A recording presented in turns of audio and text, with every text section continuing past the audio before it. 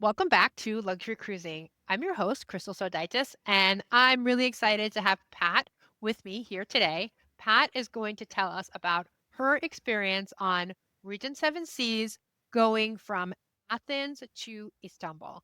Pat, please tell the audience anything you want them to know about you. Hi, thank you so much, Crystal. Yes, I am a travel advisor based in Southwest Florida, avid cruiser. I love cruising, and I am a big fan of Regent Seven Seas. What can you say except awesome about this cruise experience that they offer? Awesome. Was this your first time sailing Regent Seven Seas?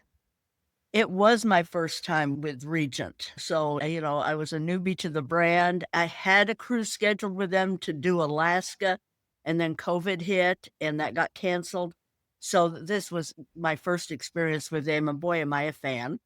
Amazing. So tell us what made you decide to reschedule your Regent Seven Seas cruise for this particular ship or itinerary? What went into that decision? Well, frankly, it was a top performers cruise. It was an earned cruise, and they give it to a select handful of advisors with my host agency every year. So I mean, it was just so amazing to have the opportunity to sail with Regent. And I was so disappointed when I didn't get to go previously. So this was just icing on the cake that it was with Regent. Awesome. Awesome. Well, congratulations for earning a top earners spot. It sounds like this was a incentive or a bonus from your host agency for performing well the year before. Exactly. And it's just an honor to have been able to do that. I've been doing this since 2008. And when I started, I never would have dreamed in a million years to have the kind of opportunities that have come along over the years. And it's just exciting. That's fantastic. Okay, so you get the award. Tell us about the ship. Tell us about the Regent Seven Seas Splendor. It's a small ship, obviously very, very small, intimate, about 750 passengers overall on board, which is just a wonderful small cruise experience, very intimate. Obviously, the ship is easy to navigate. By the time you've been on board 2 hours, you know where to find everything. A very upscale but comfortable and pretentious sort of atmosphere, very welcoming and, kind of club-like. Say more about that. What does that mean, Passen club like? well, uh, Passengers were very friendly and just welcoming, and it was almost like everybody knew each other, although for the most part, we had just never met before. And the intimacy of a small cruise experience is just hard to imagine. Finishes were upscale, but not over the top. It had a Hmm. very comfortable, almost homey kind of atmosphere. Lots of places to just sit that just kind of felt like you just wanted to sit down with a good book and enjoy the atmosphere on board. It was just that kind of atmosphere. And actually, my traveling companion was my sister, and, it was her first time on Regent as well, and one of her concerns, I think, was she was afraid that maybe our sailing companions on board were going to be arrogant and, snooty, and couldn't be further from the way it actually was. Everybody was it was upscale, but not at all pretentious. It was just not even a hint of that sort of snootiness or anything. So, I That's good think to this hear. so sometimes average people are a little bit afraid to book into the luxury lines because they have sort of that kind of fear that they're going to not be welcome, and it's Hmm. really not that way at all. That's great. That's fantastic. And tell us about the room. What kind of room did you The have and what did you think? Okay, we were in a veranda suite, which is pretty much their entry level suite. But it was spacious, you had a sleeping area, and of course, we had 2 beds, they had the beds apart. There was a very comfortable seating area. There were some lovely welcome amenities, a fruit bowl and a bottle of champagne, that sort of thing waiting for us in our room. One of my favorite things, the bathroom was lovely, beautiful finish, great, toiletry amenities that were Love provided. love the upscale toilet. Yes. One of my favorite things was the walk-in closet. It was very spacious. I mean, there was more than adequate room for all of our things, and it was large enough to use as a dressing area, you know, Yeah, that's nice. Yeah. and that's kinda great when you're traveling with someone, not your spouse, perhaps, that Yeah. you don't wanna be just running around, unclothed. Yeah, right. So that was really a nice touch. I appreciated that very much. It was lovely. Yeah. I think that Regent Seven Seas is an all-suite ship, is that correct? That's correct. All of their other suites are larger. We were in the entry-level veranda suite, and some of their top-level suites are extremely spacious, like over 1,000 square feet. So, if people are looking for a cruise that offers them spacious accommodations, that is a great choice, choosing the all-suite accommodations that the Yeah. small vessels offer. Yeah. Any other amenities come with the room? Like little things like a coffee maker. Is it an all butler suite? Like, do all the suites have butler service? N Uh, Not all of them had butler service. We didn't have butler service, but our room attendant honestly was as good as having a butler. He was awesome, very attentive. The service on board these small ships is just so intuitive. They get a feel for you very quickly, what you prefer, what you like, and they just kind of gear themselves accordingly.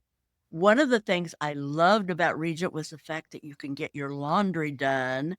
You just put it out, and the next thing you know, the next morning it reappears, and it was beautifully done. It was done as well as if we had done it at home. I'm always a little bit uh, uneasy about just handing off my clothes for somebody else to wash, but they did a beautiful job. They were done very, very well. that's great. And it's so ironic in some ways, right? You've got this beautiful giant walk-in closet and you don't actually have to bring that many clothes because you can get it washed almost every day. That's right. And you can take your clothes home clean. You don't have to come home and do 10 days worth of laundry. Yeah, I've heard that so many times that people so appreciate the fact that they can send their laundry away and then they come home with clean clothes and they don't have a bunch of laundry to do, Yeah, especially after an international flight, right? Flying all the way from Istanbul to come home and do a load of laundry. I don't think it's anyone's preferred way to end that kind of vacation. right. That flight from Istanbul is not for sissies. It's a long flight, but so worth it. Yeah, absolutely. Well, everybody always wants to know about the food. So, how was the food on Regent Seven Seas? Oh, the food is absolutely spectacular. Just nothing really that you could critique and say anything negative about. All of the dining, of course, is included, which is absolutely wonderful. You don't have to pay a premium charge for any of the restaurants. I ate at the Compass Rose, their main dining room, and they have a beautiful menu. It changes every day. And lovely things, soups and appetizers, and of course, you can order soup and salad and any number of appetizers that you might want. Pasta, uh, several choices of entree. They had beef tenderloin on the menu, and I think there was a chicken breast every day you could choose from. Uh, Wonderful sauces and things to enhance the food. It was just really lovely, beautifully served. And of course, the waiters quickly knew who you were. If you were there more than once, they welcomed you, and it was lovely. Chartreuse was the French restaurant where we ate, and that was just enjoyable. If you love French food, you would love the food on Splendor. It was absolutely amazing, and they had escargot on the menu and one of my favorites. And, Many of the cruise lines, even the mainstream cruise lines, used to offer escargot, but that's not happening much anymore. You're not seeing that on the menus these days. Food has taken a hit, frankly, on many of Yeah. the cruise lines since the pandemic. It just has. We may as well say it honestly. I do see a Mhm. difference, but certainly not evident on Regent Seven Seas at all. Uh, we had lobster a couple of times, just, seafood, everything that I had was beautifully prepared, exact degree of doneness on the beef dishes that you request. It's Mhm. just Yeah. beyond any kind of criticisms that I could think of. And the other restaurant where we ate was the Pacific Rim.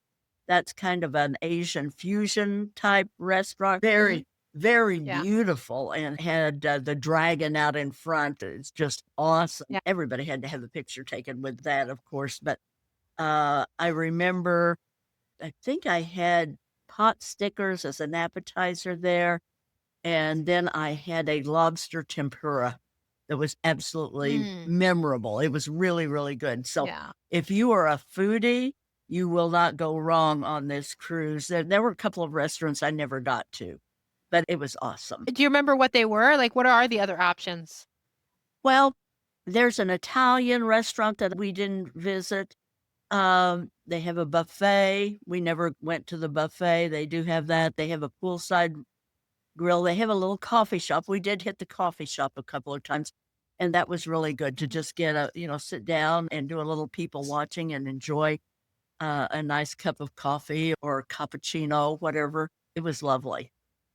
It's really impressive. I mean, just sort of like doing a little bit of quick counting, that sounds like 5 distinct places to eat on a ship with less than 1,000 passengers. That's That's right. pretty impressive. You never felt at all crowded. There was never even a hint of feeling like you were crowded or that there were too many people in the restaurant. And the fact that there's no set seatings, you didn't have a herd all arriving at exactly the same time. Mhm. People would go and have a drink at the cocktail lounge before dinner and just kind of trickle in.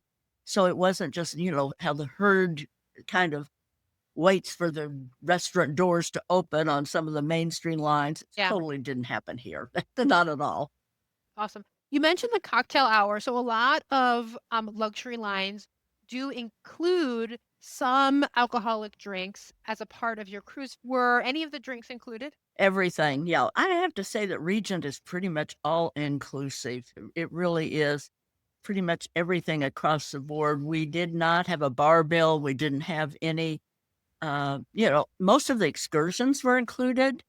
In fact, I think every one that we did were all included in the cruise. There were a couple of optional excursions, but we didn't do any of that. There were more than adequate excursion choices that were included with the cruise. So if you like all inclusive, it can really be in your sweet spot. When you think about how much is included on these luxury or ultra premium cruise products, really the value that they provide, you might not be paying a whole lot more to sail on one of their entry level suites than you would pay for a suite plus everything you pay for extra with one of the premium cruise products. It can be a great value. You really need to look at your bottom line. It might be time for people to consider stepping up to that luxury experience. Absolutely. It's something I talk about all the time on the podcast. I actually have one episode, a link in the show notes that talks just about the value proposition of luxury cruising. And this is where a good travel agent really, really can make a difference because if you're looking for an up-leveled experience, especially if you don't have kids, because that's where I think it can be a little bit of a differentiator. At least the premium lines have some kid programming. Whereas most of the ultra luxury lines, while they welcome kids, don't have specific kid programming. So I think that's a differentiator. But if you're not taking kids into consideration, really, once you're getting into some of the higher tier suites on a premium line, you may find more value on a luxury line. I talk Absolutely. about that all the time. Yes. Totally Absolutely, yeah. agree. We were going to talk about the excursions. Tell us about the excursions and if anything stood out for you in terms of, quality or luxury, perhaps because this was a Regent Seven Seas sponsored excursion.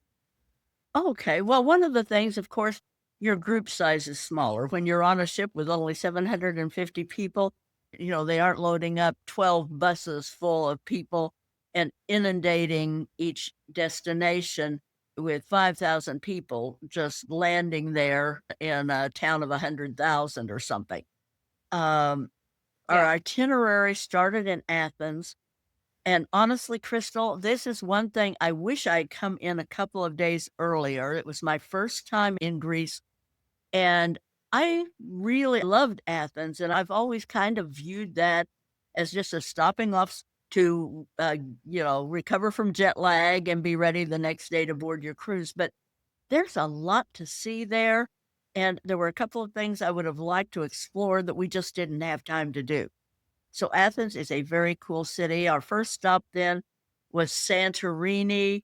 Uh, that it's not for the faint-hearted. If you have some mountain goat in your lineage, it doesn't hurt anything. Uh, Yeah. so Oh, we kind of just did the shopping, wander around, and mhm. explore kind of excursion on that. Great shops, ceramics, pottery, jewelry, that sort of thing. Beautiful views. Of course, you've seen all of the pictures, the quintessential Greece with the whitewashed Yeah. buildings and blue roofs, and that's Santorini. It's as advertised. Um, we did roads there. We did an excursion to the medieval old town there, had a lovely lunch there in town, visited a couple of museums. It's a UNESCO World Heritage Site, just really, really Mhm. beautiful. The scenery was stunning, and, it surprised me how much I enjoyed that particular stop. Then we did Bodrum, Turkey, and I'm gonna tell you, Crystal, that I was very pleasantly surprised. I had not expected for Turkey to be such an interesting and fascinating place, but I enjoyed we did the 3 stops in Turkey.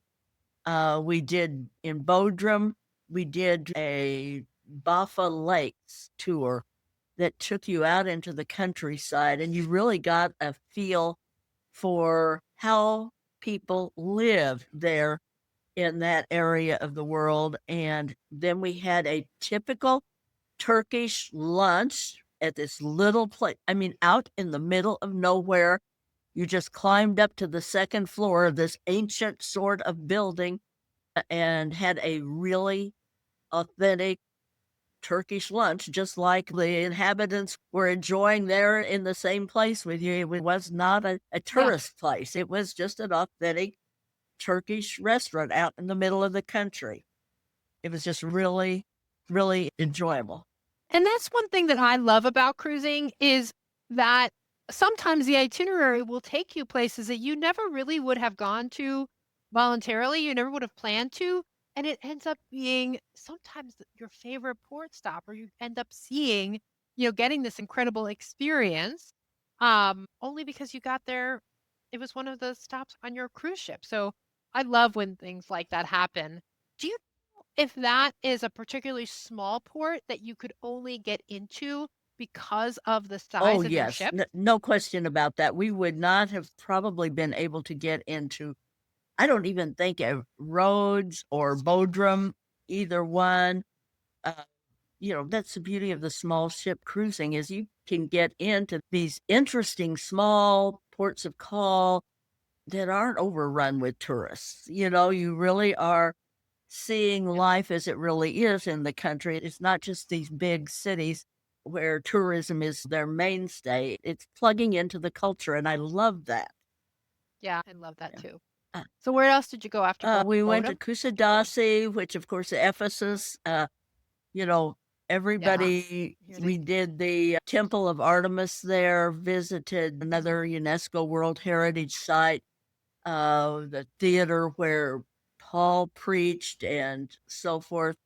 The little building that's believed to be the last residence of Mary, Mother of Jesus. So that was just really special. And the spiritual component, if anybody has any Christian roots, that's definitely going to be a highlight of the trip for them.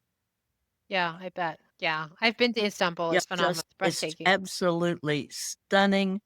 And it was just we did the old market and just toured around and saw some of the Blue Mosque, for example, and so many of the Mhm. mosques that we saw there, they're just kind of everywhere. Um, and the Grand Bazaar is, I mean, you could spend days wandering around in there. Yeah, So that's yeah. just kind of some of the highlights of the itinerary. I would just tell anybody if you have an opportunity to do an itinerary similar to this, to hit that part of the Mediterranean, go for it. It's going to be a lifetime memory. I know you said you flew into Athens a couple of days early, which is always smart. Did Regents offer any pre-cruise or post-cruise Well, extensions? we were with a group of travel agents, so we had a customized itinerary that one of our providers, put together for us. And it was fabulous. They really gave us a taste of what their packages look like. So, and I just encourage people when you do a trip like this, it's probably going to be a once in a lifetime. Make that airfare count. You're going to be paying the same for that airfare. Go in a Yeah, few days early, get over the jet lag, and have a couple or 3 days to just explore before you set off on your itinerary. Do the same thing on the back end. You're going to be paying for a few nights of hotel. And other than that, your right. flights are going to cost about the same regardless of which day you travel. So just be smart, make that airfare count, and make the most of your trip. Yes, absolutely. Especially when you're going so far. If you're in North America and you're flying all the way to Greece or Turkey, then yeah, make that count. Make that time on the plane, Right. right? Worth. I've never Do you, taken a trip that I wish I hadn't taken. I have taken trips that I wish I hadn't come back too soon, that I had extended them and actually spent more time. yeah, that's a good point. So, Pat, I want to take a step back from this particular cruise and ask you, how do you define luxury? Crystal, that is so interesting because luxury is not one size fits all. When I have a potential client who identifies themselves and they're looking for a luxury experience, I want to find out, what does luxury mean to you? Because some people want their luxury with a Yeah, dose of adventure. And some people, it's the fine food and wine. They're into that aspect of the experience. Others want top notch service and opportunities to visit these off the beaten track areas. So I think you really have to define what luxury means to you. And to me, yeah, I think I would boil it down to that first class service, that intimate, smaller cruise experience, and the great food. All of that goes together to make for a perfect luxury package for me. yeah.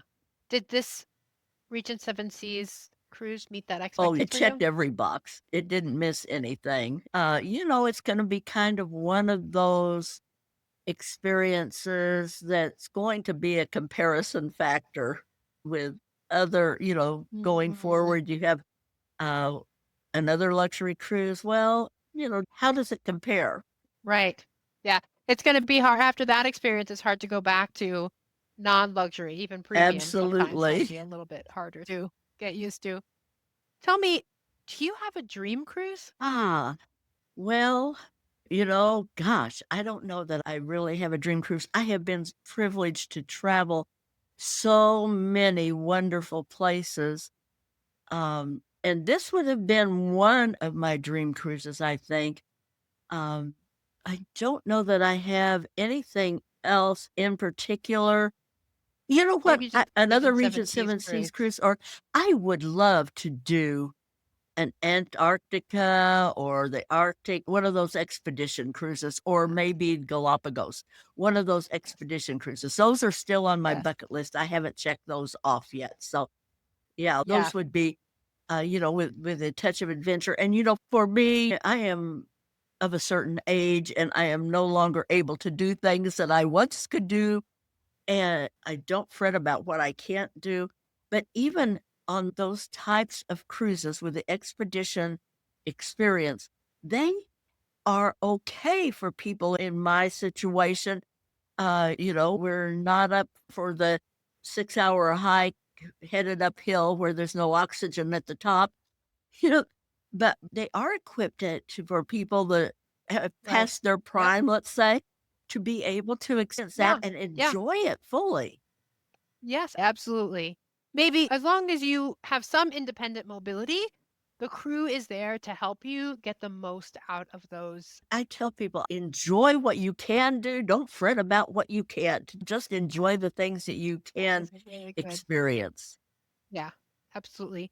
Do you have any luxury trips planned, cruise or otherwise? I don't have any luxury, although I guess for next year, I have two of my favorite trips planned for next year. These are both repeats for me. I'm doing Alaska for the third time, a cruise tour. I love Alaska. It's just one of my top favorite destinations. And my sister Yeah. has not been to these destinations, so I'm taking her for her first time. So we're going to do the Alaska cruise tour. We're doing that with Holland America. And then we are going back. She has not been. My favorite place on the planet is Croatia. And I do Oh, some luxury yacht charters there, small 30 passenger vessels. And I'm generally do one of these charters each year. And so it will be my third time there as well. And my sister hasn't been. And our trip for next September, so almost a year out, and we only have one cabin left on that. So, yeah, the word's wow. out, but Croatia Wow. is just a magical experience. So I'm very much looking forward Uh, to going for the third time. It's just awesome. Amazing. Amazing. Well, Uh, Pat, this has been such a great discussion. If any of the listeners want to reach out to you, maybe they want to snag that last cabin in Croatia or they want to plan their Regent Seven Seas cruise, how can they get in okay, touch with you? Dancing Moon Travel. We're located in Southwest Florida. We have clients virtually all over the country. But you can go to our website, dancingmoontravel.com, and click on the contact form. Or you can call me, Pat, at 404-735-5774. Would love to chat about your interpretation of luxury. See how we can help make a dream trip a plan. That sounds awesome. Well, thank you very much. We will definitely have all of that in the show notes. And to the listeners, thank you again for being here. And as always, I wish you safe and luxurious cruising.